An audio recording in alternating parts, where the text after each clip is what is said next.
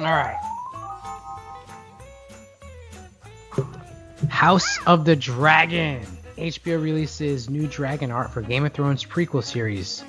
Do you know anything about the House of Dragon? I know. I read something. I don't know anything. I'm not going to lie, but I read something today that it has to do with the king's, whoever the king is at the time, Viserys, has to do with two of his kids, a prince and a princess, I believe. And they're both dragon riders. And the son's kind of a dick, is what I was reading. And the daughter is the one with who's a better dragon rider. Like she gets along really good with the dragons. So apparently we're going to see a lot of dragon riding. That's all I know. All right, so it's a prequel, and we'll learn as we go.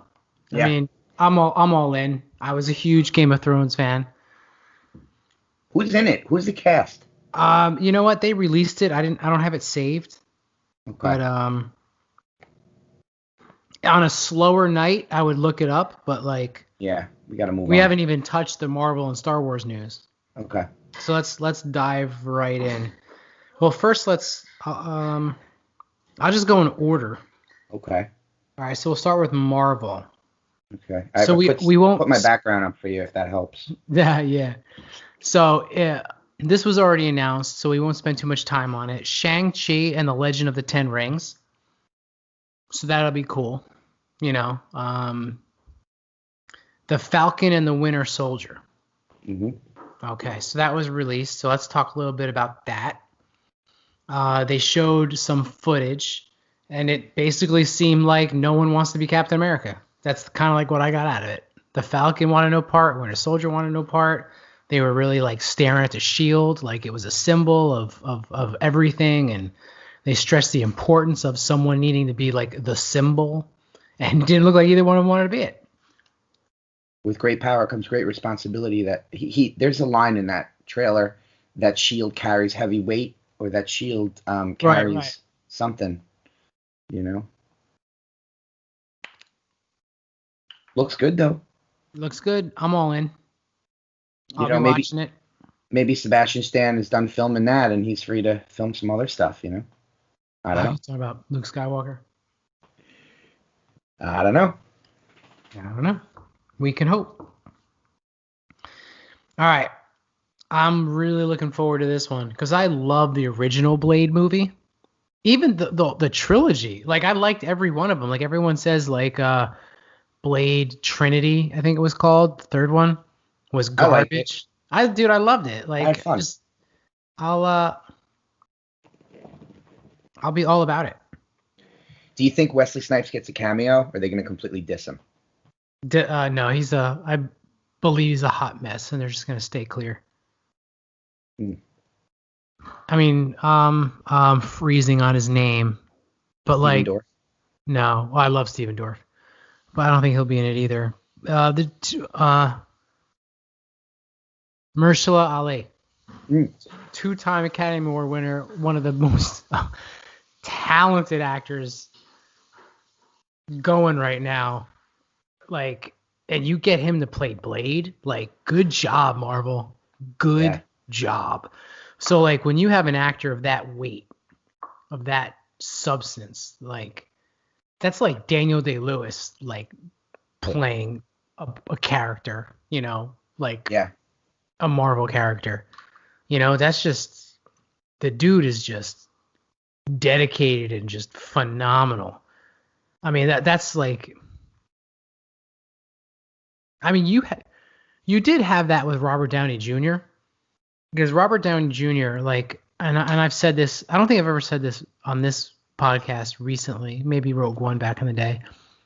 But like if Robert Downey Jr. didn't have that like drug issue and he just went from like Chaplin and just kept making movies, like he would have a couple Oscars. No doubt. No doubt. Like we have seen it with Robert Downey Jr. because even though he doesn't have the resume, he had the ability to get the resume. He just, got in his own way, which happens, and obviously he rebounded nicely. Yeah, I know what that's like. And Mike, you're like our Iron Man. He's become a better man for it. I mean, he learned his lessons, and through suffering comes wisdom, and you really saw that with him later in his career.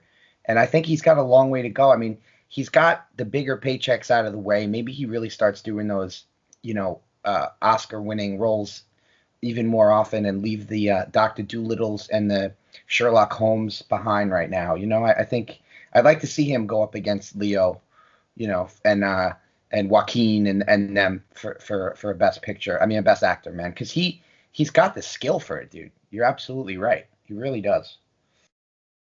So this dude who plays Blade, you're putting him up there. You put him up there. Yeah, I didn't put him up there. The freaking Academy put him up there. The dude just like how Tom Hanks owned the 90s? Yeah. Mahershala Ali. Mahershala. I'm gonna. Go ahead. No, I'm just Sabrina.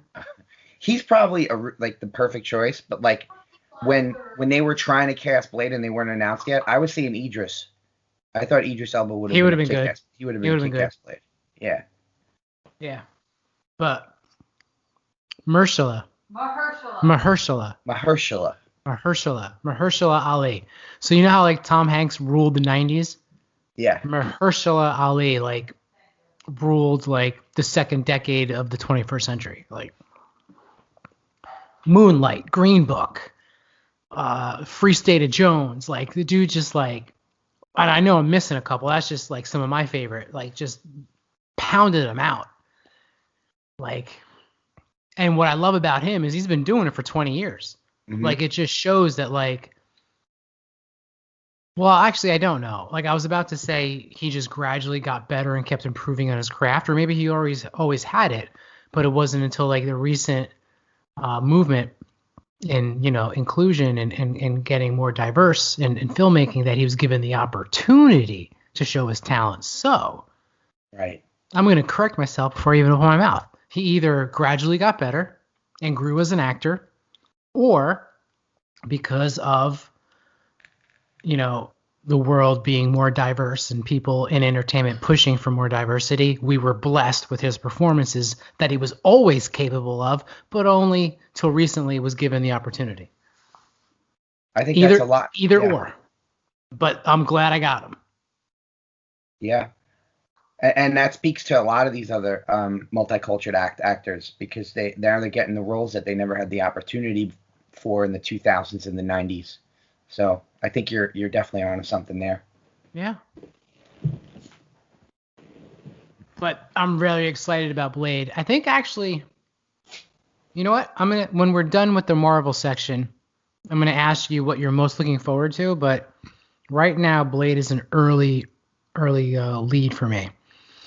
The next one, which will be number one on a lot of people's lists, is Spider-Man 3, the third one with Tom Holland, which apparently everyone's coming back for. Jamie Foxx, Doc Ock, rumored Tobey Maguire and Andrew Garfield, and all these people coming back. Like everyone come home. Like that was a Noah No Outlaws joke on Twitter. He's like, Spider-Man 3, everyone come home. It's crazy. It is crazy. It sounds like, if all these rumors are true, that they're setting up the multiverse, possibly, or most likely, and they're setting up the Sinister Six. this is a really easy way to bring Tom Hardy's Venom and Woody Harrelson's Carnage into the mix, which I absolutely love more than the Sinister Six, by the way. I'm a Well, huge Venom's yeah. part of it, I think. Yeah, I'm just saying, like, it's because Eddie Brock was never in San Francisco and there's no Spider-Man in that universe. I'm just saying I love the idea that they can easily fix that with the multiverse, you know, or into the Spider-Verse or whatever. Yeah. How do you feel about like an old Tobey Maguire coming back and like putting the tights back on? I would love it. I Yeah. mean, that Into the Spider-Verse movie with Miles Morales was That was Tobey. probably huh? I was gonna say the Peter Parker like was based on the Yeah. Tobey Maguire Like, movies. yeah, I can see that, you know, and I can see them doing that again live action. And that was probably my second favorite or third favorite Spider-Man movie. You know what I mean? Yeah, the second one with Alfred Molina as Doc Ock was absolutely fantastic. That's my favorite too. Yeah. And then I'd have to say Into the Spider-Verse or Tom Holland's first Spider-Man, Homecoming. Yeah, Homecoming Homecoming. with the Vulture with Michael Yeah, Keaton. Michael Keaton. That's either my second. That's up there. Yeah, the Andrew Garfield movies kind of went over my head. Like they weren't very memorable for whatever reason. But You I know know what? suit. Yeah, Love that suit though. I know. dude. Amazing Spider-Man 2, the second Andrew Garfield movie. That was the best Spider-Man suit. Period. Period. The big eyes. Mm-hmm. Nailed it. Andrew Garfield was the best actor to play Spider-Man. But the problem was it was coming off the heels of like the darker superhero movies. So they were trying to make like a dark, edgy Spider-Man. It's like that's not who Spider-Man is. He's a wisecracking, smart ass kid. You know, that's why those two movies didn't work, in my opinion. Mm-hmm. But I've said it before and I'll say it again. Tobey Maguire was in the best Spider-Man movie. Andrew Garfield was the best actor, and Tom Holland's just the best Spider-Man. I don't want to go. I don't want to go, sir. Please. Please, I don't want to go. I don't want to go.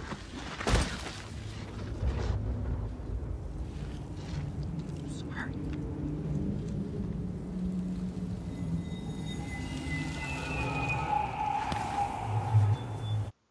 Overall, yeah. Just the best Spider-Man. That He's he is great. Spider-Man. And I am Iron Man. He did a great job. Yeah. All right, let's see what's next. Doctor Strange. Multiverse of Madness.